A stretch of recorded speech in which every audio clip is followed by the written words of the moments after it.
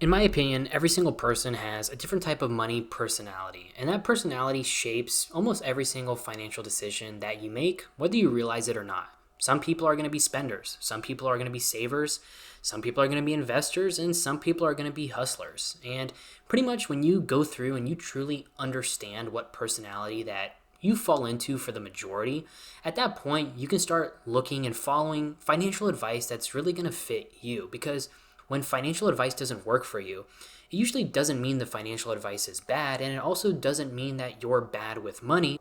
It just wasn't built for your personality. So, as you watch this video, notice which personality feels closest to you. And most people are going to be a mix of two or more, but usually one's going to stand out because financial freedom is not about being perfect. It's just about building a system that's going to work for your different personality and how you treat your finances.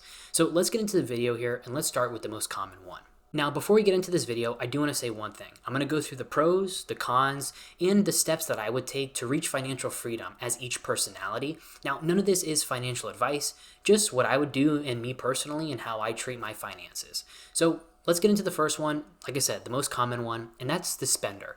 And probably I would say the majority of people watching this video or the majority of people that you know in your personal life are probably spenders, and that's their main personality. Spenders love life, they love experiences, they love good food, they love travel, comfort, and convenience. And they're the type of person who's going to tell you that money is meant to be enjoyed, so if you got it, spend it. And honestly, they're not too wrong. In my opinion, spenders usually aren't reckless people. They just don't like feeling restricted. And most of the times, spenders are people who say yes to all different types of plans. They don't really care or want to track every single dollar that comes in and out. They'll always tell themselves at some point that they're going to budget or save money, and they end up never doing it. And spenders usually can make a decent amount of money, but still wonder where it all goes at the end of the month. And a lot of spenders end up feeling guilty because they feel like they're bad with money, but I don't think they're the problem. I think it's the lack of structure. So the pro of being a spender, and yes, there is a pro, is spenders actually have a big advantage because they know how to enjoy life. A lot of people, we save aggressively, we hit our financial goals, and then we still feel empty, where spenders don't really have that issue. Now, the con of being a spender is pretty obvious. If you're spending, money and that's your default personality, your future is going to get ignored. And that's how people wake up in their 30s and they say to themselves, how do I have nothing saved when I've been working for the past 10 years? If you're a spender, here's the 5 steps that I would follow to reach financial freedom while still being a spender and not changing who you are as a person. Step number 1 is to stop budgeting like a robot. If your version of budgeting feels way too restrictive, feels miserable, you're never going to stick to it, right? So instead, build something that feels really easy to follow and almost automatic so you don't have to kind of white knuckle every single purchase that you're about to make. Step number 2 is to create an automatic future for yourself, right? Set up automatic transfers on payday so savings and investing happen before you even have to think about spending your actual money. Because if the money isn't sitting in your checking account, you can't accidentally spend it. Step number 3 is give yourself guilt-free spending money. Pick a clear amount that is yours to spend on a weekly or monthly basis, and you don't need any justification for it. You don't need any stress about it. When you stay inside that number of spending, right, you don't have to feel bad because your future is already handled through step number 2 of your automatic saving and investing. So give yourself some guilt-free spending so you don't have to change who you are as a person, and you can still spend the money you want. Step number 4 is to build a financial baseline. Even if you can't save a lot of money right now, something should always be moving in the right direction. So for spenders, consistency is always going to beat perfection. So that means $20 a week into a savings account, $50 a month into investing accounts, whatever it might be, get your financial baseline moving in the right direction. And step number 5 is to change your identity. And what I mean by that is you never have to become someone who's cheap or who doesn't like to spend. You just need to become the person who pays themselves first and then enjoys what's left over. So if you're a spender, you don't need to kill your lifestyle. You just need to pay your future self first. Personality number 2 is the saver, and this is the one that I fit into by far the most. Savers are people who love safety and stability. When they have money sitting in the bank, they feel way calmer and have no financial anxiety. They usually hate debt, they hate taking any type of financial risk, and they will delay purchases even when they can easily afford them. And while they might have a lot of cash sitting around, they still feel like it's never enough. Now, the pro of being a saver is savers are very disciplined, self-controlled people, which is not very easy to do. They can say no to a lot of things, they can stay very consistent, and they can stack money over time. Now, the con of being a saver is that saving money alone will unfortunately never make you wealthy, especially if you don't have a high-paying job. Inflation will always eat away at your cash, and missed investment growth will add up over time. So if you're a saver, here are the steps that I would follow to truly gain financial freedom. Number one is you need to pick an emergency fund goal. Write down an actual dollar amount of money that you want to get to instead of just save more. And once you hit that goal, you can move to investing instead of hoarding cash forever. Step number two is to understand risk versus volatility. Just because the stock market goes down doesn't mean you're losing long-term capital. It's just normal stock market movement. The bigger risk is letting that money sit in cash in a savings account forever. So step number three is you need to start simple investing. Set up automatic contributions, learn about broad index funds, learn about time in the market. Nothing fancy, very simple long-term investing plans. Number four is to ease into investing. If investing scares you and you're a hoarder of money, you don't ever want to start investing because you're scared of the risk, start small, right? At first, the goal is confidence when it comes to investing and not returns. So even if it's $5 a week, even if it's $20 a month, whatever it might be, ease into investing into a broad ETF and let your money grow. And as you build that confidence, you can start raising the investments. And step number five is to reframe investing your money. You need to think that investing isn't gambling. A lot of savers are scared to actually get their money deployed and working for them.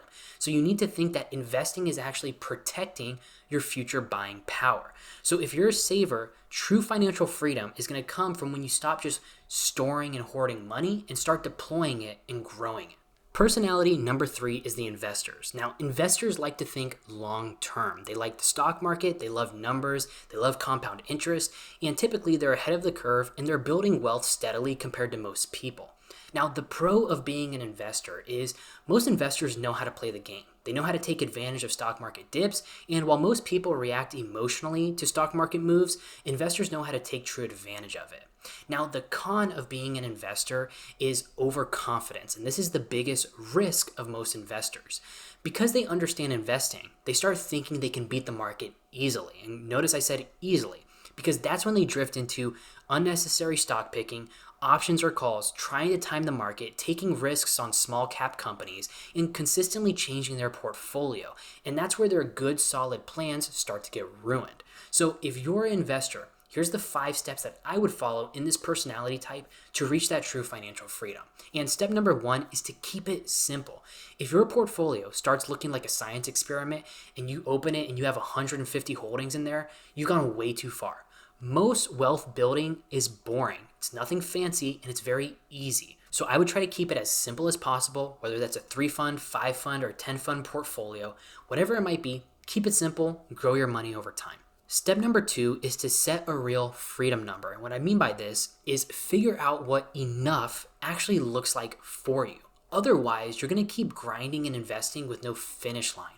So put a goal, at the top of your head as this is why I'm investing, because I want to reach this goal, and make it tangible and make it very detailed. I'm investing X amount of money every single month to hit Y goal, whatever it might be, because without a goal and a finish line in place, you're just going to keep investing and never really try to get to a certain point with your numbers.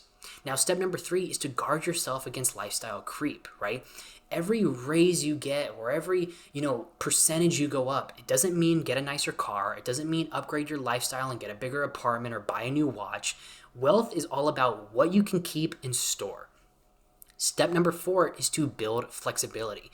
Keep cash on hand, even as an investor, so you never have to sell investments at a bad time. The last thing you want to do is have an emergency come up in your personal life and you have to pull out of investments to pay that off. That's what's going to keep you calm during market crashes and just real life emergencies. So if you're an investor and your plan works, just don't let overconfidence turn into risky, unnecessary bets. And the last personality on the list is the hustler. And hustlers are builders. They love side hustles, they love business ideas, and they just love making more money. And they're always thinking to themselves, what's the next move to put me on top financially? Now, the pro of being that hustler mindset and that hustler personality is income is going to solve a lot of your problems. And hustlers usually can make money very fast and recover from mistakes. Now, the con of being a hustler is the downside is just burnout and just overall kind of messiness with your finances. Usually that hustler person can easily make $10,000 in a month, but they still might feel broke because their money is messy and inconsistent and they don't have solid plans in place. So if you're a hustler, here's the 5 steps that I would personally follow to get myself financially free while still having that hustler personality. And step number 1 is to stabilize your personal money first.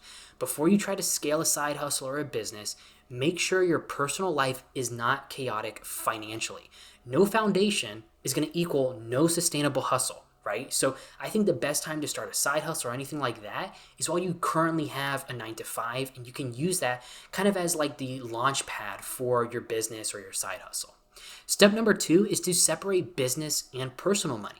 If everything is in one account, you'll never really know how much you're making. You'll never really know what money's going where. So if you're planning on starting a side hustle or anything like that, separate how much money you plan to use for the business, separate how much money you plan to use for your personal life and your family. Step number 3 is to build repeatable income. You need to chase systems and not random one-off wins, because I'm telling you guys should know this. Reoccurring money in your bank account is always going to beat unpredictable money every single time. So chase the systems that work and build off of those. Step number 4 is to auto invest your profits. Every time you make money through your hustle or your side business, a chunk should go straight into investments. That way, that baseline is always growing and you can still focus on putting your time and energy into your side hustle. And step number 5 is you need to set your boundaries. You don't win by grinding yourself into burnout to where you don't enjoy your life anymore. You win by staying consistent, growing your income for years, and never falling into that burnout cycle. So if you're that hustler personality and mindset, freedom is going to come from when your hustle starts building into real financial assets that are going to grow your net worth. And this doesn't necessarily apply to only people who have side hustles or side businesses. This is also people who have 3 to 4 jobs at a time. Still, in my opinion, following these steps will get you closer to financial freedom while still having that mindset of that, you want 2 to 3 jobs to gain as much income as possible. So at the end of the day, there is never a best money personality. Just because you're a saver doesn't mean you're better than a spender, and just because you're an investor doesn't mean you're better than a hustler. Just there's one that you're probably going to fall into the majority of the time. And simply, if you're a spender, you usually just need a little bit more financial structure without losing that joy of spending. And if you're a saver, you usually just need a little bit more confidence to actually start investing. If you're an investor personality, you usually just need some discipline and need to know that you can never get too overconfident with trying to beat the market and pick certain stocks. And if you're a hustler and you're working 2 to 3 jobs, or you're trying to open side hustles or businesses, you just need to know how to not burn yourself up and implement that financial stability before you start trying to scale your income sources. And financial freedom is not about copying someone else's plan. All it is about building one plan that's going to fit how your brain and your personality works when it comes to your finances. So in the comments down below, let me know what personality you are. Let me know which ones of a mix you are. I would love to know. Like I said, for me, I'm definitely the saver/investor, but I'm definitely more of the saver at the end of the day. But yeah, thank you guys for watching. I hope you guys have a great rest of your day. If you like this video, I'd appreciate a subscription and a thumbs up, and I'll catch you guys in the next one. See ya.